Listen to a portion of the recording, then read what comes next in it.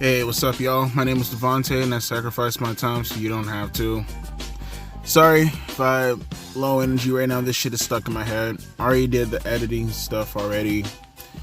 This is me recording after all the edits. I usually record first and then I edit, but I was too pissed off to record directly afterwards. It's been about maybe like an hour and a half or so, hour and a half since I uploaded the last video. And I appreciate the kind words from this video and the Will Ospreay video. But no, folks, do not. I say this all the time about other people. Gotta say it about myself too. Be consistent. Do not ever. I know you guys saying it's okay. It's not okay. Spreading misinformation is not okay. Never claim to be a journalist. In the end of the day, though, I am still giving you information, and it has to be accurate information. To be a journalist means I'm not on the ground and I'm not having to talk to people to get information correct on that end. But as a commentary channel, as a channel in general, as a wrestling news outlet commentary channel, it is still my job to give you accurate information, and then I give my opinion. That's the point of commentary. If I go out of my way and not even tell you what the journalist said accurately, then I'm just as bad as the journalists who spread misinformation themselves. That's not what this channel is about. You may say to yourself, oh, it's just a mistake. No, it's two mistakes. It's two. Back to back. I have one video in between the last video that I fucked up. And this one is a hell of a lot worse than the Will Ospreay one, because with the Will Ospreay one, it was bad because I didn't realize there was another article disputing everything and pretty much debunking everything. Not to mention, that was me having a last in judgment. Fuck, I sound Logan Paul right now. That was me having a last spin judgment, and for some fucking reason, I never do stupid shit like that. I believed a woman in an allegation situation. I never did shit like that on my Millennial Smart channel. Hell, I don't even do it on this channel. I made one mistake and I believed a woman in an allegation situation. Which is just so... that is not my character. Then I do this video and I'm literally reading the article. The title is right fucking there. There is no excuse for being that irresponsible. That is irresponsible. Now imagine if I kept that video up. You guys were going off of my word in that video. And then you dropped comments based on my word in that video. Now imagine if I kept that video up. Imagine if that gentleman wasn't kind enough. I apologize if I cannot remember your name right now. I do apologize. You'll make yourself known in the comments, I presume. Imagine if he didn't tell me that information. I didn't go back to go see what the fuck I said or look at the article again. Your comments, you would have been embarrassed and it wouldn't even been your fault. No, that is not okay. There is no fucking enabling shit on this channel. Fuck that. Fuck that shit. Fuck that shit. Nigga just gotta do better, man. Nigga just gotta do better. Luckily, there's no fucking up a review. You just see what the hell is presented in front of you and you just give your opinion about it. But man, these wrestling news articles, man, I gotta do better. Unlist the video, don't upload it, rewatch the video twice, reread the article twice before even fucking talking about the commentary. No more live reactions, no more live reactions, no more. From now on out, I'm gonna read that bitch twice. Then I'm gonna report on it, then I'm gonna unlist the video, then I'm gonna list to the video twice. Bruh, this isn't even due diligence. Like I said, this is almost to the point of malpractice. If I was a doctor, this would be blatant malpractice, man.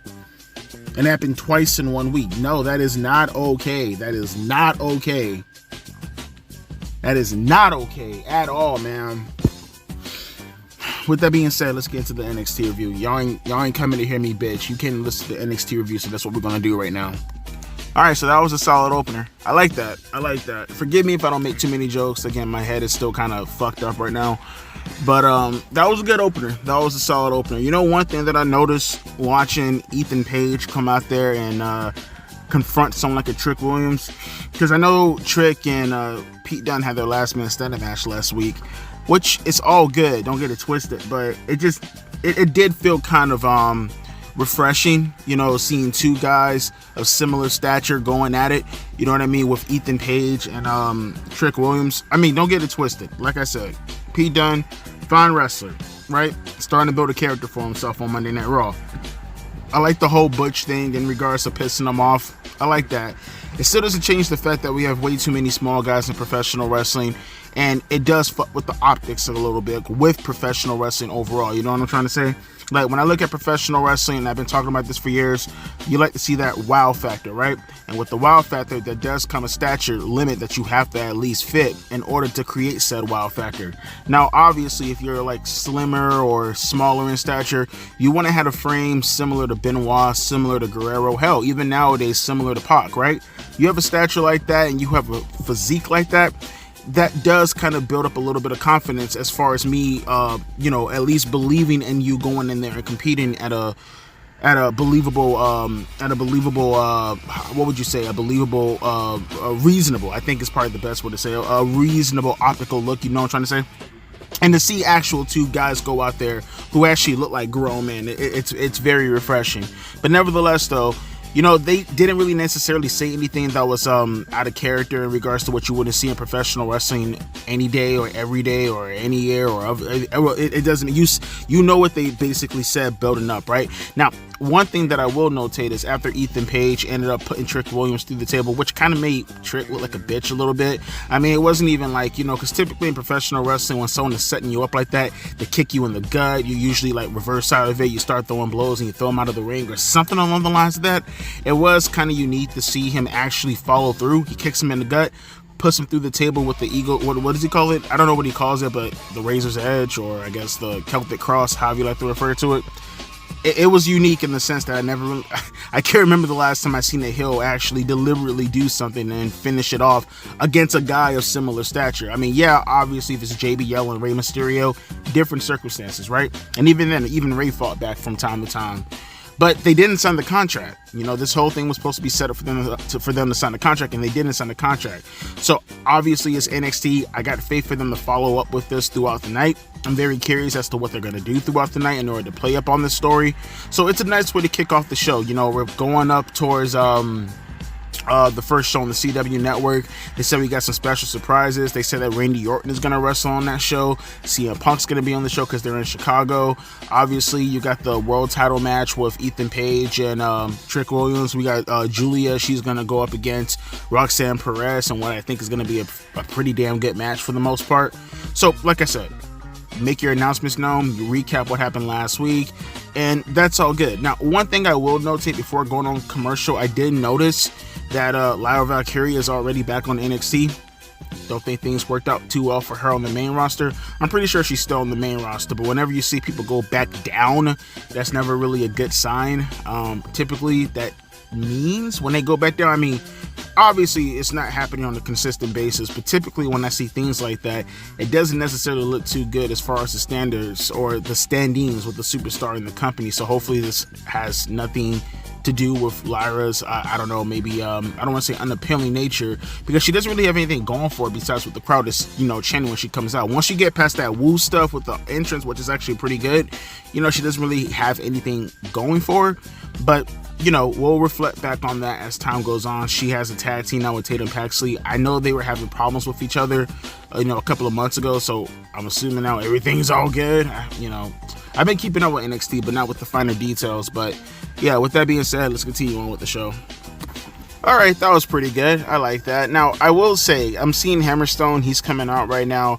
I guess he's about to have a match with Tony D'Angelo. Is it just me, or does Hammerstone look a little bit? I mean, I've never really seen him before. I know who he is. I'm aware of him. Let me not say I've never seen him before. I've never seen him wrestle before. I've never seen him in TNA before. I've just seen pictures of him and I've heard of him. And it never really done. He looks like Heidenreich a little tiny bit, or maybe it's just me. I don't know. But they're about to have a match right now, stemming off of the match that Obafemi and him had a previous week, I guess last week, and Obafemi won. Wish I would have watched that match. That looked like it would have been. It looked really fun. You know what I mean? But nevertheless, though, we had this tag team match with Tatum Paxley and Lyra Valkyria taking on Rosemary and Wendy Chu. And you know what, Rosemary, I've never obviously I've been here, very similar to Hammerstone. I've been hearing about Rosemary for over a decade now. That was my first time seeing her wrestle, believe it or not. The only thing I know, she was with that stable. I don't know the stable's name. Back in the days with Crazy Steve and all those people, the crazy people. But I do remember hearing the story of Rosemary and one of these these Latina girls, and like she deliberately injured Rosemary. I forgot how that story went. This was a long time ago, like 6 or 7 years ago. But I remember, someone can remind me in the comment section of that Latina chick who deliberately broke, I think it was her arm, maybe? She deliberately broke her arm, which was crazy. And it could have been another body part, but I think it was the arm though. But yeah, that's to the extent of what I know about Rosemary. And this match right here, it is what it is. It was just filler for the most part. But how many people, man, they gotta watch each other's matches, man. How long has Lyra Valkyria been doing that finisher with the diving leg drop, the John Cena diving leg drop, the Carmelo Hayes nothing but net? Because I swear to God, I thought she did a roundhouse kick for a finisher. I've never seen her do that as a finish before. But man, they gotta stop that, man. They really gotta stop that. 3 other people do. It's like the spear and the super kick. Not even the super kick, because the super kick is kind of at least used as a suplex nowadays. And go figure, right? But with the spear, everybody does the spear. Jey Uso does the spear, Roman Reigns does the spear, Braun Breaker does the spear, Edge does the spear.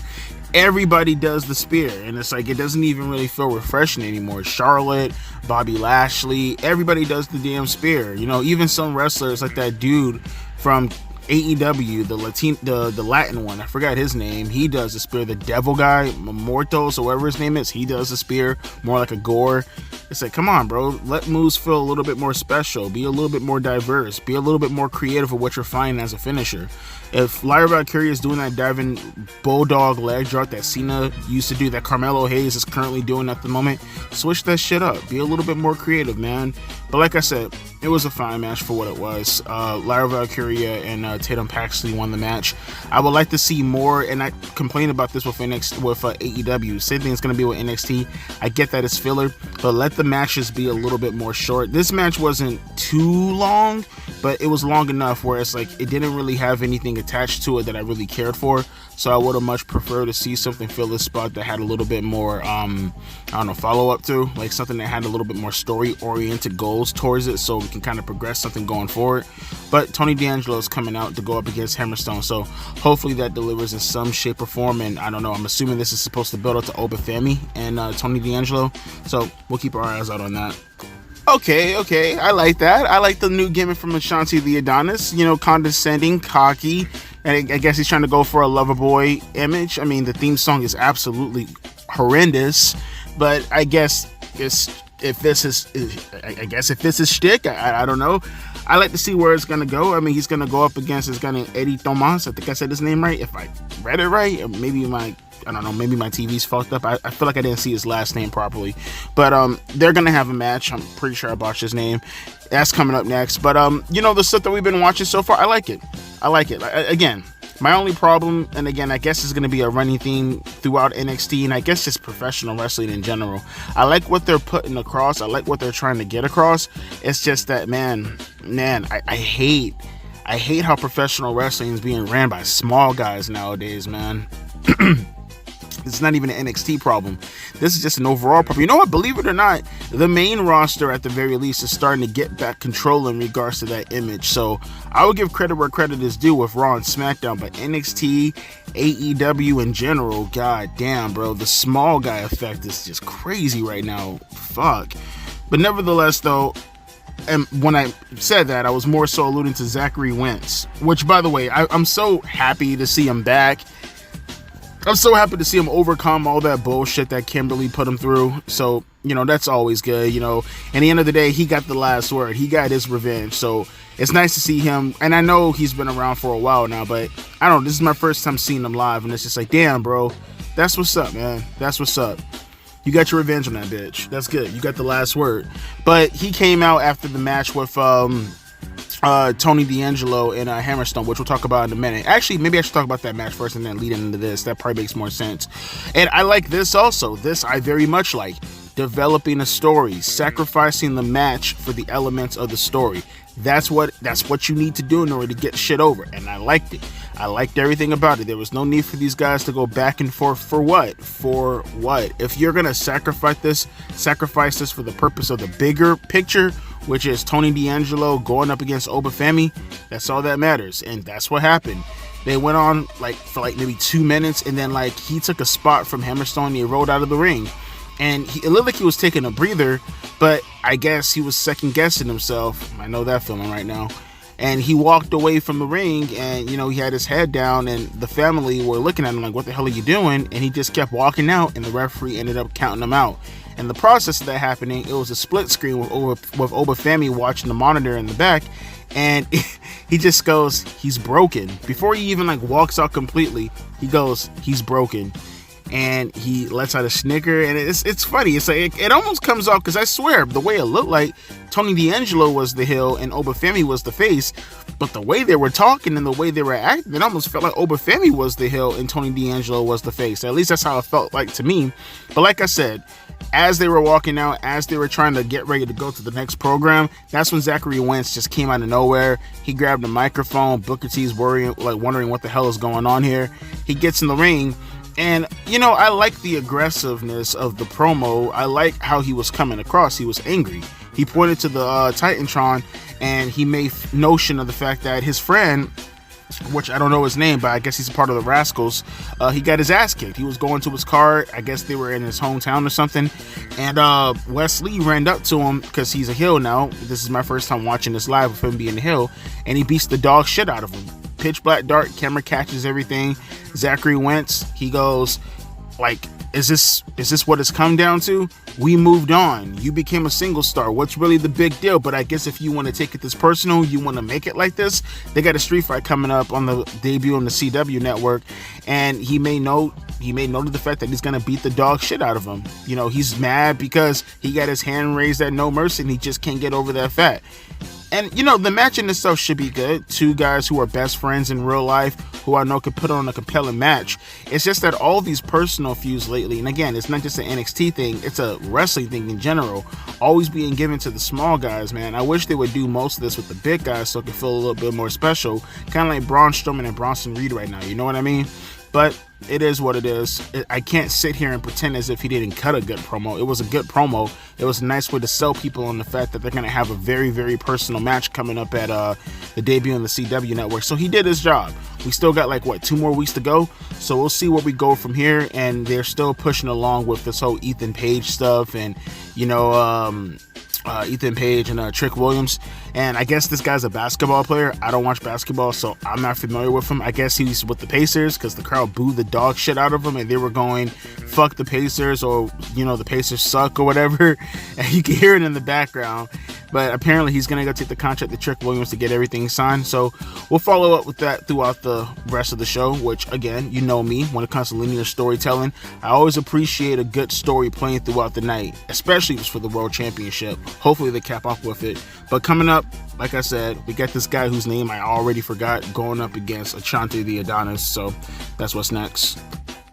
Okay, so I'll make this quick because I had no clue CM Punk was here tonight. I thought he was going to show up in the CW show. Legit shoot on me. I had no clue Punk was going to be here tonight. So, okay, that just made everything go up just tenfold. That's really fucking cool. But, really quick, I guess his name is Eddie Thorpe. I got his name right. I don't know where the fuck I got Tomas from. Again, my TV is completely fucked. Not to mention that it did kind of go by really fast, but I can't see. My TV screen on the lower screen is kind of cracked a little tiny bit, and it went by really quick as far as the animation, so I completely missed his name. But now I know it's Eddie Thorpe, for anyone who correct me in the comment section. Not like it's the first time this week, but nevertheless, though, they had this match, and I appreciated it for what it's worth. Again, it was really short. You got your shit in, you got your shit out. That's all professional wrestling is all about. You know what I mean? We're all just trying to progress the story throughout the night and get to the bigger picture. And CM Punk right now seems like he's the bigger picture. One thing I will note, though, is Eddie Thorpe. And I've seen him wrestle beforehand too. This isn't my first exposure to him. I was reviewing his matches, when I was talking about NXT earlier this year. The more I look at him, he looks like Daniel Garcia went to jail and came back out. That's what he looks like. He looks like Daniel Garcia went to jail He realized I need to be able to stand up for myself and I need to be able to defend myself. And then he left jail and he became like this guy right here. He looks like the second evolution of Daniel Garcia. Like if he was a Pokemon, he would evolve to him. Daniel Garcia, that is. It's Eddie Thorpe. But Ashante Thee Adonis, I like the gimmick. He lost the match, you know, being distracted by the woman he gave the rose to. I don't know if that's some kind of story connection. I kind of hope it's not. I would like for him to just give roses to every woman he's coming out to meet. You know, that would be a lot better for the gimmick and the aesthetic of Ashanti. Because again, I haven't seen him since his, Death Row days or Hit Row days. I mean, God Almighty, look how dismantled that's. I mean, outside of Swerve Strickland, who's killing it in AEW right now. God damn, that stable right there, they're gonna go down in the history books. Am I right? But nevertheless, though, I like what I seen. It was filler. It was getting yourself in, getting yourself out, just showing off the gimmick from the superstars.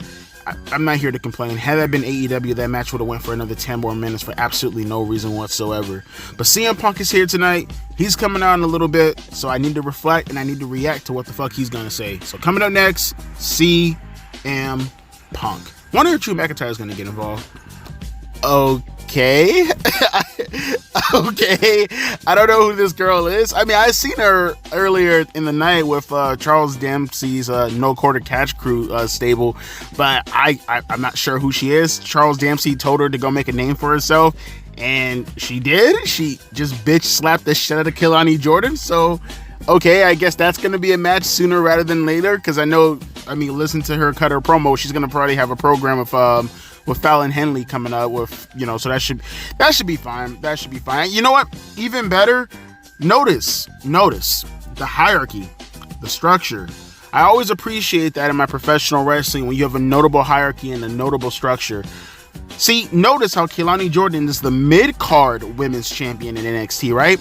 And she's going back and forth with this woman or whoever she is with the No Quarter Catch Crew. But her priorities are right now, this is my structure. This right here is where I fit in within the mid-card. This is the title that tells me where I am positioned. So when someone comes up and they eventually win that title, and hopefully one of these days when that person wins that title, they eventually go up against the world champion, or hell, even Kelani Jordan eventually going up against the world champion, it makes all the sense in the world. You don't have the bigger star as the mid-card champion usurp the world champion as is. The world champion gets the important segments, and the mid-card champion gets the less important tons of stuff. Has the less important significance in regards to their position on the card. I love that shit. It just sets me off so well when I see stuff like that, which is a great transition into this promo right here. All this was great. This was great. And I gotta think to myself, I'm pretty sure maybe some of you guys may be familiar with this. Like I said, you hear me play hip-hop music in the background and stuff like that, just like now for an example, it's because it's just better as far as, setting the pace for the shows that I like to review or the news or whatever I like to talk about. But in reality, as some of you may know when you talk to me in the comment section, I'm a guitarist for over, now it's going on 2007. So it's gone on 17 years since I've been playing guitar. At heart, overall, what I listen to mainly every day is punk rock music. I listen to a bunch of college rock, bunch of grunge. I'm a big fan of Husker Du, the Pixies, Minutemen, old school hardcore punk rock bands like Suicidal Tendencies, early Social Distortion at the 90s version, Dead Boys. I listen to a bunch of them, right? Even older proto-punk bands like the Stooges, all that shit. I love it, And I notice whenever I see CM Punk talk, and it's funny that he actually quoted, or I guess Roxanne Perez quoted him saying this, which wasn't really his quote because he stole that quote from a certain somebody. I notice whenever I see CM Punk talk, it's not just the punk rock aesthetic. I notice that he has a very, maybe you guys may be familiar with the term if you're into grunge music.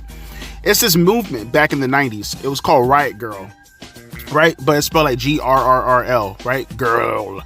And, it's funny. I grew up as a leftist, right, I was really huge into feminism. And, you know, the older you get, you start to like kind of look at policies and you start to see what affects your own family. And obviously I started to become a conservative, but at heart, you know, I'm still that rebellious guy who wears his flannels and his ripped up jeans and his wrestling t-shirts to school and all that other kind of shit. I still play my guitar and everything. I'm just a little bit older and I'm a little bit more wiser with how I actually, you know, come across with everybody else. I'm no longer that guy. I'm no longer that 16, 17, 18-year-old kid who, you know, goes to Pumpkin Pie shows up in his local area and supports his local punk rock bands. I love how CM Punk talks, and it does remind me a little bit of that Riot Grrrl thing, how all the grunge guys or the punk rock guys back in the late 80s and early 90s will consistently push up, you know, those all-girl bands, you know, like you know, for an example, I mean, they weren't technically an all-girl band because the guitarist was a guy, but like Hole, for example, or like L7. I know you guys, if you know L7, you know, Kathleen Hanna, you know, also, I mean, not really an all-girls band, but Sonic Youth, for an example. And it's funny, whenever I see him talk, it just kind of has like a Riot Grrrl feel to it whenever I see CM Punk consistently go out of his way to put over like younger wrestlers or over the women, as a very Nirvana feel to it. Because I know Kurt, he used to always make it a point to always downplay Nirvana, and he'll always put over all these local bands. So he'll always go out his way to put over the girls. And it always kind of gave me a feeling that, you know, CM Punk, he sort of kind of does come off like a Kurt Cobain as far as like the Nirvana of professional wrestling. You know, when you really think about his place in professional wrestling, CM Punk does have a very Nirvana feel to him. And I love how when he's cutting his promo and when, you know, he's interrupted by Roxanne Perez. Roxanne is throwing out all these quotes that he used to say. And there was one quote where, and I remember Punk said this against Cena, if I'm not mistaken, back in 2011, when she was like, I'd rather be hated for who I am than loved for what I'm not. That's not really a CM Punk quote. I mean, it is a CM Punk quote, but Punk took that from Kurt Cobain. That was his quote, who said it initially. And you know, it's funny, I see all this stuff, and then you have Julia come out because they're going back and forth, Punk and Roxanne Perez, and it's just really cool. You know, he lends his star power to not just the younger talent, but also to like the girl talent. And it just kind of gives me like how I used to feel back in like the late 2000s, early 2010s when I was really into punk rock. And believe it or not, you know, like I said, it took politics to kind of, you know, expose the whole feminist agenda in front of my eyes.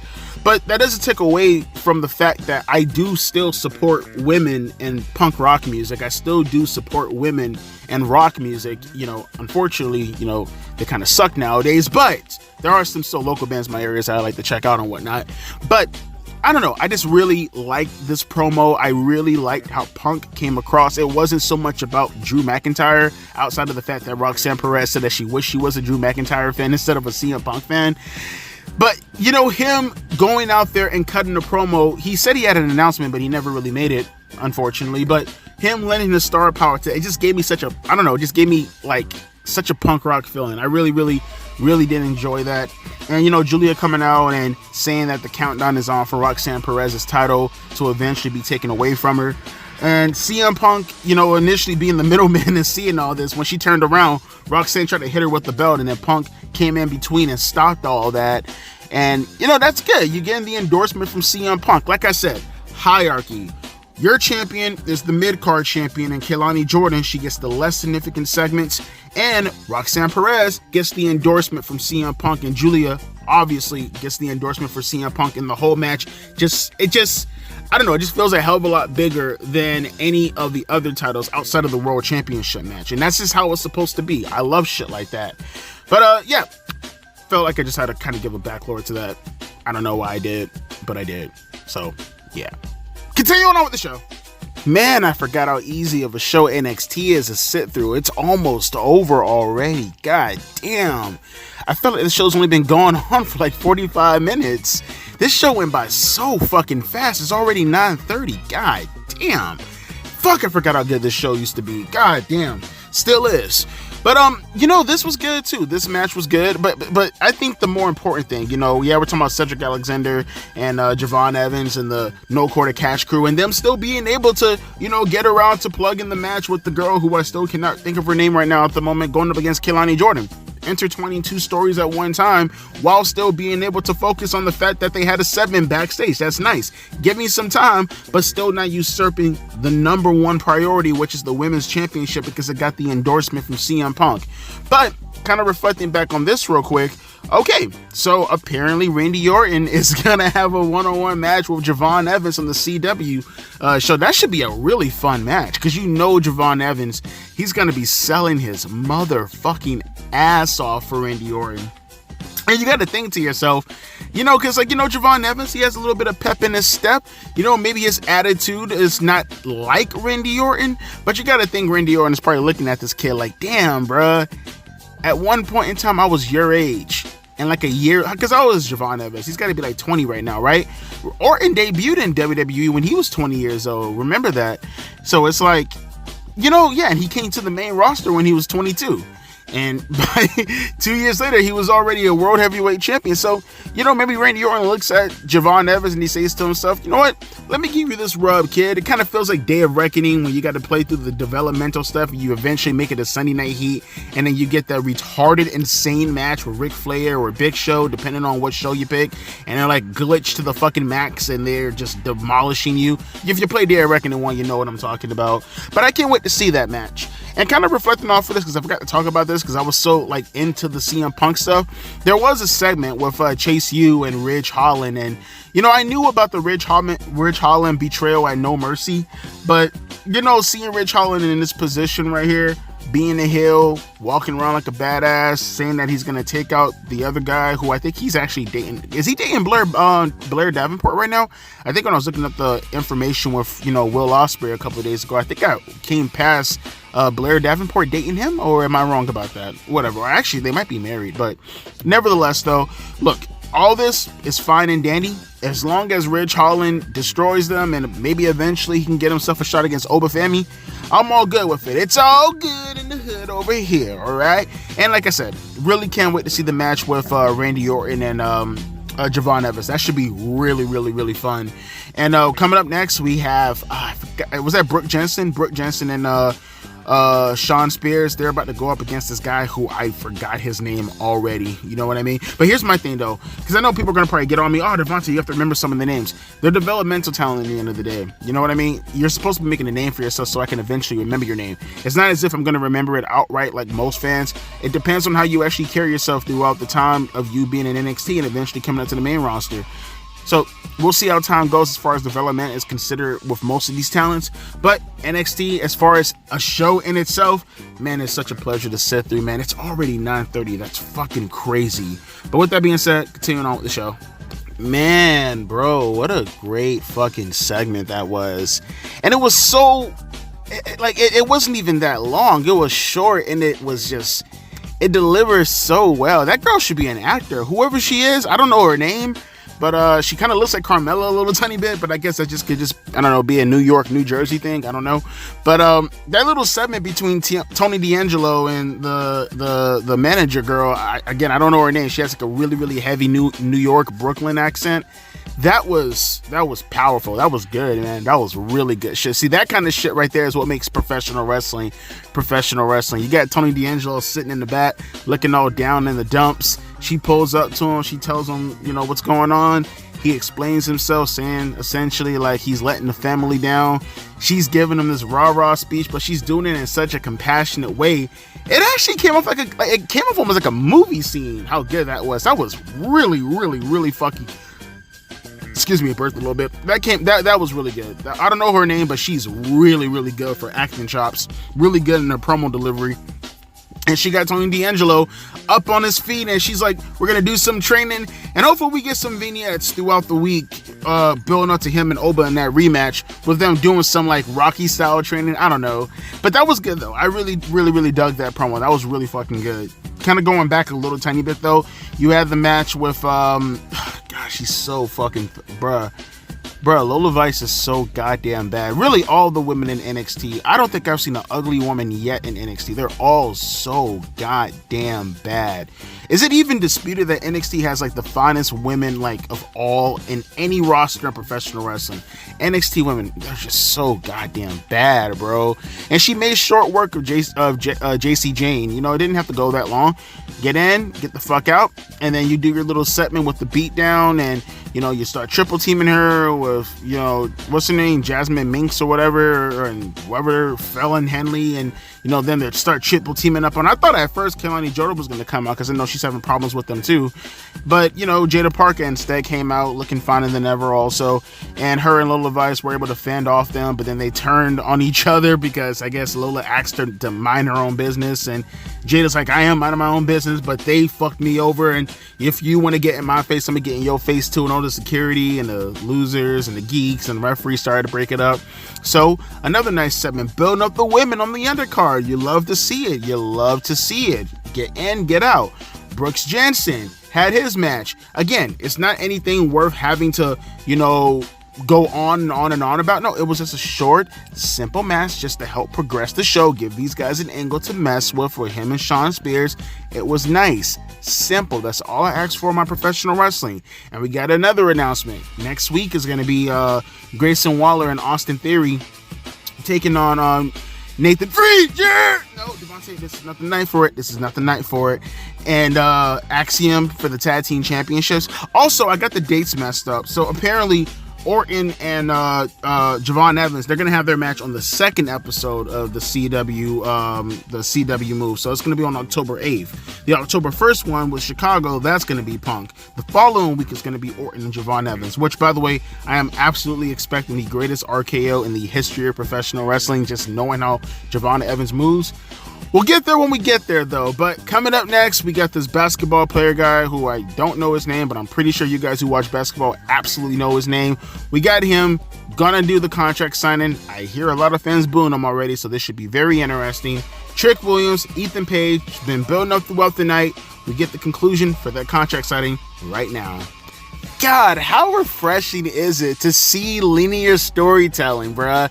Isn't it refreshing, guys? Come on. Especially, I mean, look, I haven't watched a full episode of NXT since the last time I reviewed it, but god diggity damn does it feel refreshing watching the World Championship actually put on a pedestal, actually watching the World Championship be the primary prize for everybody to go after, actually watching the World Heavyweight Championship have all this praise and the significance attached to it, man. It just feels so good, man. They opened up the show with the World Heavyweight Championship. They played it throughout the night, building up to the main event, which was this talking segment with I don't know the basketball player's name, Tyrese, whatever his name is, who apparently he's a heel for tonight. But seeing Trick Williams and seeing Ethan Page come out there battling back and forth on the microphone, making that World Heavyweight Championship the primary focus. All of this ain't personal, it's all business. It's all about the World Heavyweight Championship. How refreshing is that? I can't remember the last time I seen two guys actually have a problem, but the problem is about who's the best, and it happens from top to bottom. You don't even see that on the main roster nowadays. Even the World Heavyweight Championship on the main roster nowadays, they always got a main event or a mid-card. I mean, maybe I don't know about SmackDown, but we'll be reviewing SmackDown this Friday, by the way, so maybe I'll catch up on that. But this was good. You know, let me say about Trick Williams, okay? He's still a little bit rough around the edges when it comes to his promo talk. I mean, I like Trick Williams as far as what he brings to the table, but he's still rough around the edges. He can fumble on his words a little tiny bit. He can stumble a little bit. It doesn't help that he has that lisp. But, you know, it's developmental when it's all said and done, and the whole purpose of developmental is for you to, say it with me now, develop. So I'm willing to let it pass, but it was definitely Ethan Page and a certain someone who came out afterwards who carried this entire segment. Hell, to be honest with you, I'd argue that the basketball player did a better job than Trick Williams, at least tonight so far. But Ethan Page comes out again after the basketball player guy was getting booed to smithereens. It didn't help matters that, you know, what's his name? Trick Williams was trying to help get him over a little tiny bit with the audience by mentioning, like, not specifically what he was doing domestically, but the fact that his team won some gold medals from the Olympics. Again, I don't keep up with this shit, but it didn't work out. Apparently, Orlando, they're big fans of the Magics, and I don't know, maybe there's something going on with the Pacers and the Magics. Again, you guys tell me in the comment section. I mean, honestly, I don't give a shit, but nevertheless, though, Ethan Page comes out. He carries this segment, at least for this portion right here, really doing his best to put over the importance of the NXT Championship, talking about how he gave Trick Williams an out, how he's stupid to be coming at him. You know what? Fine. I will put my name on the dotted line. And when he did that, the basketball player guy, he announced a special guest referee. Fuck, I jumped the gun. Okay, whatever. You probably seen the show anyway, so who cares? He calls out CM Punk. Might as well just say it. CM Punk said he's going to make himself a special guest referee. I was going to build up into that before I just kind of fucking spoiled that, so shit. But CM Punk comes out. He announces himself as a special guest referee. He's going to be the one conducting it right down the middle. He told these guys that they're going to respect him. And he told them, you know what? Why the fuck why wait? You guys can fight right now. And they started to go at it. They're punching each other, beating the shit out of each other. They're bantering back and forth and yelling. Eventually, the security guards and referees come out, and they're separating them. You get this nice little picture-perfect shot of them yelling at each other with the security guards pulling themselves apart. With CM Punk in the shadows, kind of clapping his hands, smiling, watching these two guys go at it. So we got another announcement coming up on the debut for the CW episode. It's not just Ethan Page going one-on-one up against Trick Williams, but it's also going to have CM Punk as a special guest referee. So that's two really, really big matches. And obviously you got the street fight to kind of give us a little bit of that hardcore feeling, that little special event match with Wes Lee and Zachary Wentz. Shaping up to be an awesome show. Although I am curious, and I never really understood this, maybe I'm pretty sure it was written in their contract, but it's weird seeing the CW, or I guess USA, when 11 o'clock hits on Raw, they are lickety split, they are out of there. But when it comes to NXT, they always get the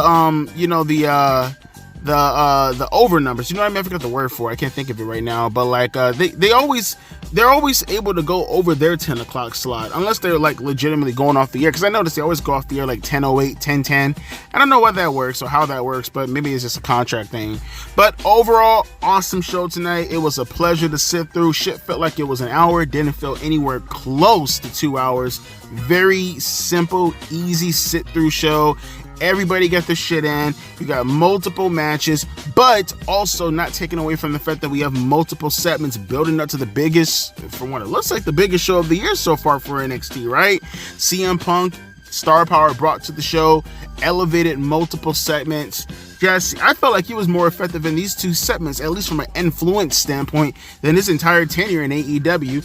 So good for him. I mean, he made this show feel a hell of a lot. I mean, even with him not being here, the show would have still been fine. But with him being here, it just elevated the show just like that. So I liked everything that I've seen. I can't wait for the CW episode. Obviously, I'm going to be here to review that show.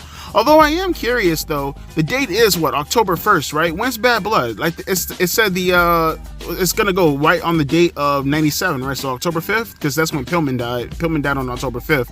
So I'm assuming that show's going to be on October 5th, right?